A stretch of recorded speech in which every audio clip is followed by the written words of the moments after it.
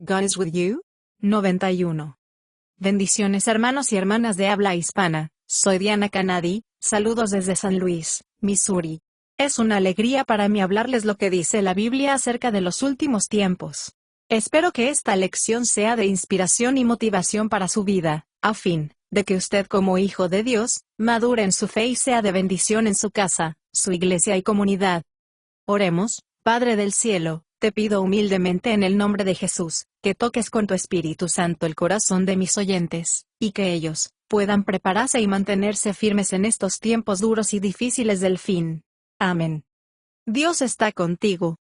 Acabamos de estudiar 4 lecciones sobre el Salmos 23, escrito por el rey David de Israel, poniendo énfasis en el versículo muy conocido por todos: el Señor es mi pastor, nada me faltará. Salmos 23:1. En el Salmo 23, David exaltó las bendiciones y los beneficios de tener un Dios todopoderoso como su pastor. David fue pastor antes de ser rey y está familiarizado con la vida de sus ovejas, por eso, sabía que el pastor es proveedor, protector y cuidador de su rebaño, identificándose con Cristo como su pastor. El versículo más popular del Salmo 23 es el 4, aunque ande en valle de sombra de muerte, no temeré mal alguno, porque tú estarás conmigo. Como el valle de sombra de muerte, David se refiere a lo difícil y peligroso que es vivir la vida en este mundo contaminado por el pecado, porque este mundo está plagado de muerte y corrupción a consecuencia de Adán, el primer hombre. Génesis 2:17, Génesis 3 del 17 al 19, Romanos 5 del 12 al 14. El propio David afrontó muchos peligros, dificultades, dolor, fracasos y pérdidas en su vida. Sin embargo, David dijo con confianza: no temeré mal alguno porque Señor estás conmigo. La sabia y estaba seguro que su pastor, Dios, estaba con él. El mensaje de Dios a su pueblo siempre fue, es y será: no temas, porque yo estoy contigo, no desmayes porque nadie puede hacerte daño, nadie es más grande que yo. Tú me perteneces, yo te protegeré hasta sacarte de aquí.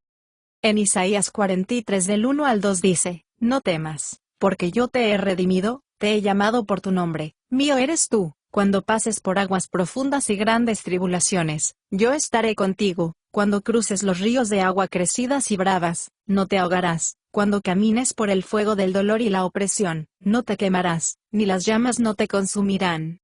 En las pasadas lecciones vimos cómo David vivió consciente de que el Señor estaba con él, y por eso, entendía lo que significa tener al Señor con nosotros y a nuestro favor. Ahora, hablaremos de cómo aprender a vivir conscientes y seguros de su presencia para poder vivir como David, sin temor de nada. Ahora, comencemos analizando algunos datos sobre Dios, viendo que Dios es omnipotente, todopoderoso, que es omnisciente, que todo lo sabe, y omnipresente, que está presente en todas partes a la vez, que no hay lugar donde Dios no esté, y que está presente en nosotros. Dios ha estado y siempre estará con nosotros, aunque no lo veamos y lo sintamos, porque Él está siempre en todo lugar, aún en medio del peor error que cometemos. Él está presente como un Padre bueno, su presencia siempre estará con nosotros, aunque no nos demos cuenta. David escribió en el Salmo 139 del 7 al 12, jamás podré escapar de tu espíritu. Jamás podré alejarme de tu presencia. Si subo al cielo, allí estás tú. Si desciendo al infierno, allí estás tú, ni la oscuridad que me esconderá de tus ojos. Dios, en Jeremías 23 del 23 al 24, dice, ¿acaso soy un Dios que está en un solo lugar? Luego, pregunta, ¿puede alguien esconderse de mí? ¿Acaso no estoy en todas partes, en los cielos y en la tierra?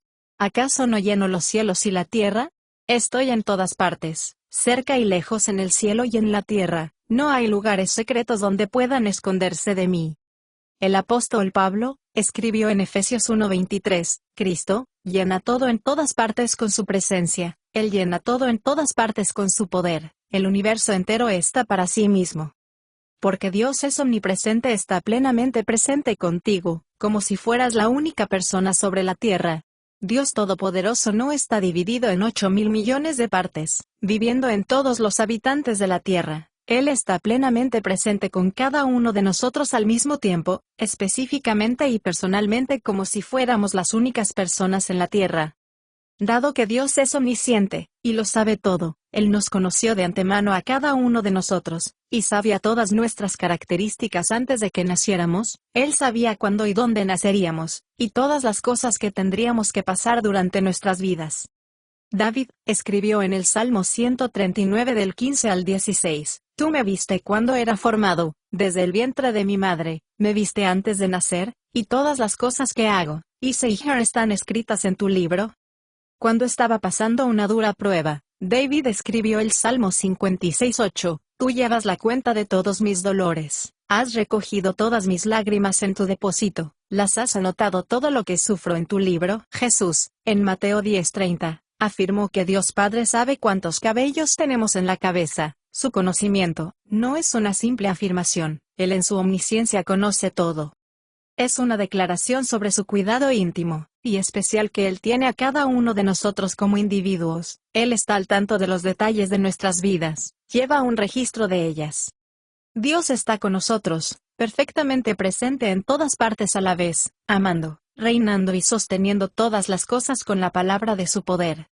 En Juan 1:8, dice que Dios es amor, y que por ser todo amor, solo puede amar, porque el amor es la esencia y motivo de nuestro Dios Todopoderoso. Él quiere que crearnos y seamos libres del pecado. En Efesios 1:4, dice, desde la eternidad, incluso antes de la creación del mundo, Dios nos amó y nos escogió en Cristo para ser suyos. En Primera de Juan 4:9, dice, que su amor fue tan grande para nosotros, que lo demostró al enviar a su Hijo unigénito al mundo para que en su muerte, tuviéramos vida eterna por medio de él.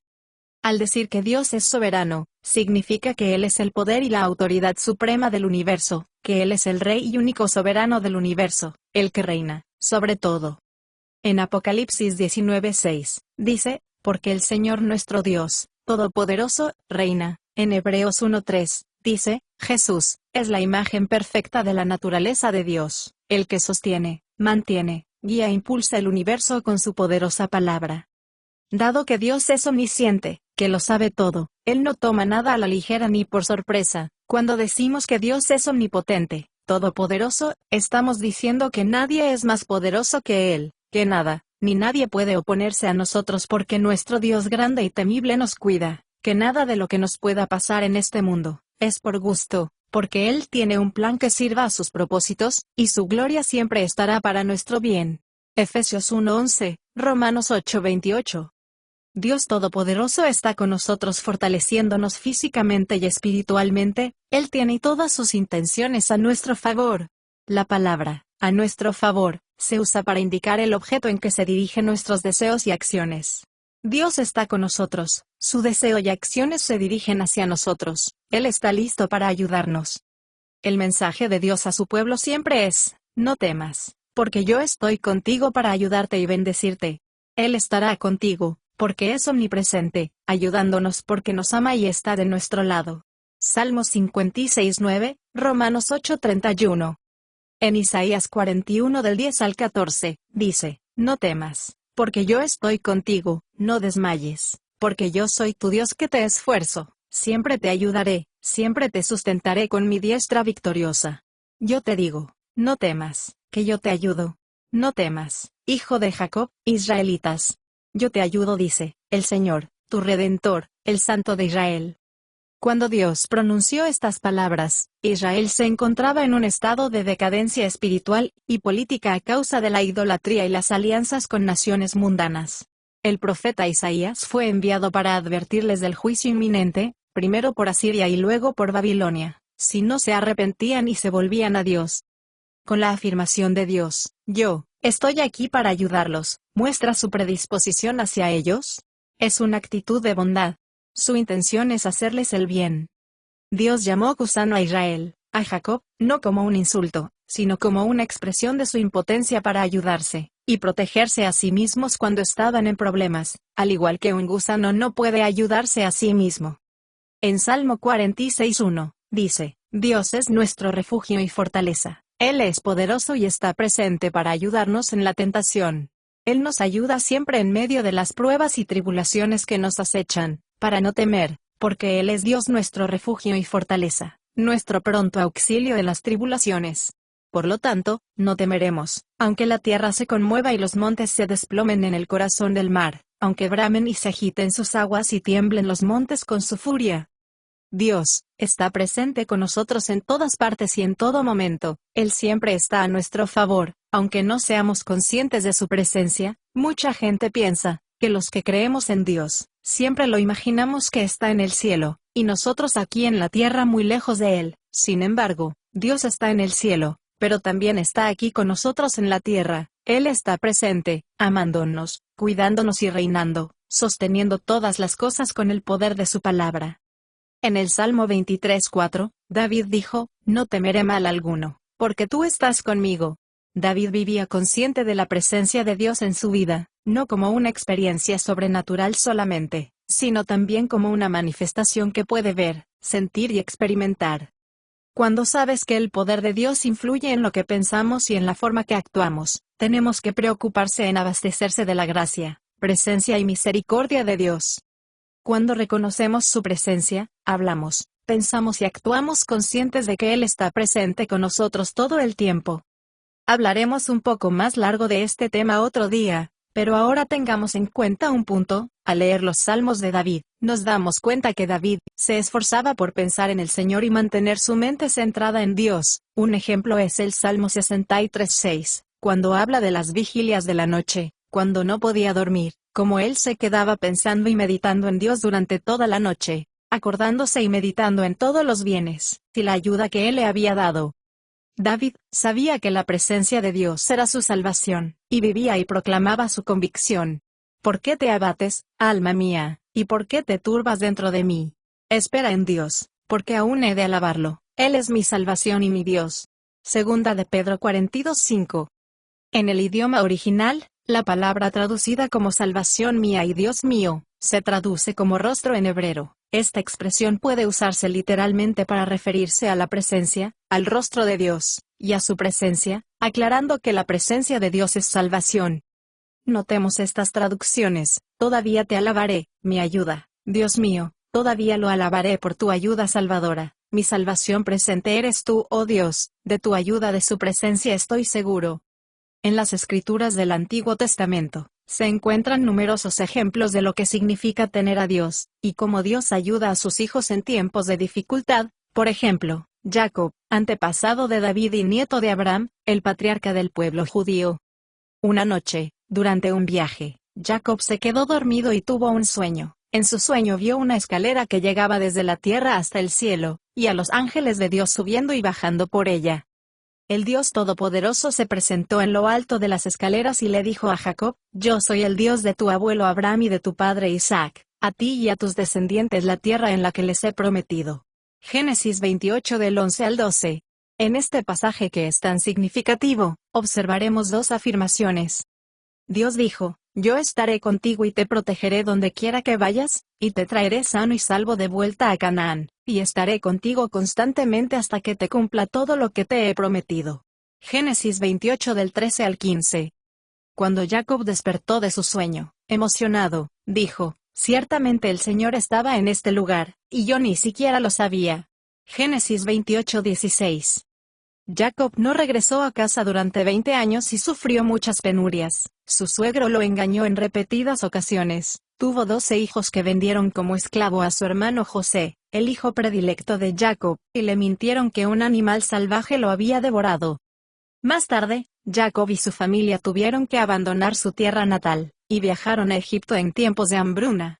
Jacob finalmente murió en Egipto, y sus huesos regresaron a Canaán. Al leer la historia completa de la vida de Jacob, vemos que Dios estuvo con él, librándolo de sus dificultades y ayudando a superarlas hasta sacarlo hasta su muerte. En todo ese tiempo Dios obró para bien.